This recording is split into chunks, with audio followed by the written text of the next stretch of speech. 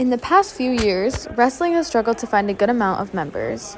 This year, however, we have the most members we have had in 4 years. Now, is that a good thing or a bad thing? Last year, the team was pretty big for what it usually was, and then this year, it's also, again, pretty big.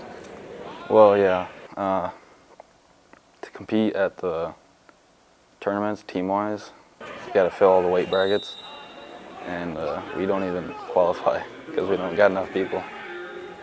So you have to have a certain amount of kids on a team for like team events with wrestling because you get team points.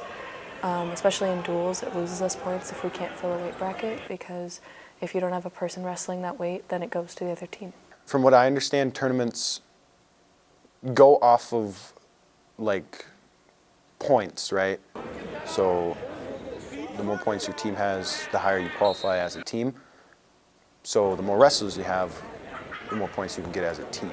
But then at the same time, you can only have so many wrestlers per weight class. So if you have too big of a team, nobody gets to wrestle, and that's when you get people starting to quit. These 3 specific members have all been wrestling for different amounts of time, meaning they all have their own different experiences. Started wrestling last year. I have been a wrestler for about 2.5 years. 5 years? Some good and some not so good. It's gonna be tough, but I certainly would never go back. It's not about wrestling that really makes wrestling fun. It's the memories that you'll make, like cheering on your friends or the early morning bus rides there or the late night bus rides home is what really made me fall in love with wrestling.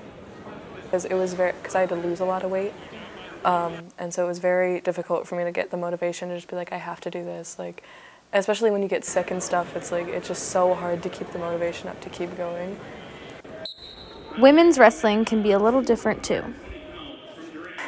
So some tournaments, if you have enough girls, they will have a girls bracket, so you'll have a full girls bracket, so you wrestle just girls.